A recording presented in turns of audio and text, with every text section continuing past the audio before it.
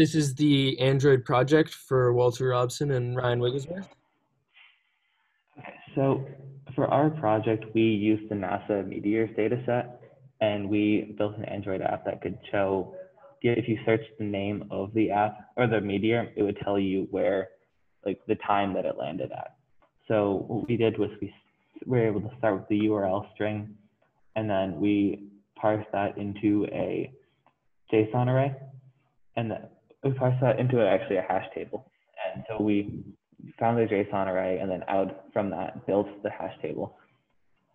And so that's that. And then we were able to store it so that we could search through it again in our activity main.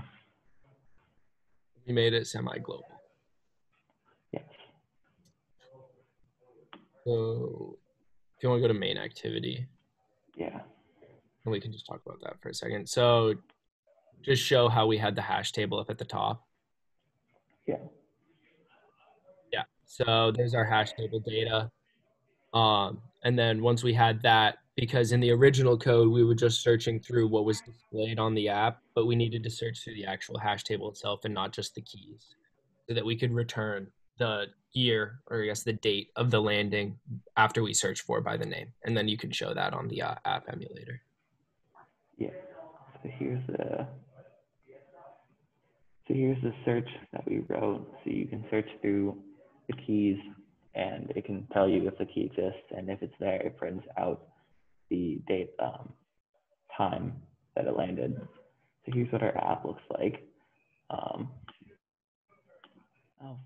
okay. Yep. So we have a whole list of meteors here. And then if you want to search for a meteor, say ALAIS, it then tells you the time that it made contact with Earth down there. Cool. Okay. We got to show multiple search terms. Okay. We'll try again.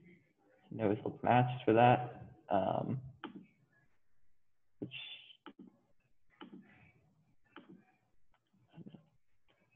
It's a game. that's unfortunate. Oh, yeah. So that one, it wasn't there. Okay, so if we search another meteor, we see that one. Beautiful. Yeah. And yeah, that's our app. Oh, show the other about page. Yeah, so we still have our about page. We can just open a web page or something like that. Cool. And yeah, that's our whole app.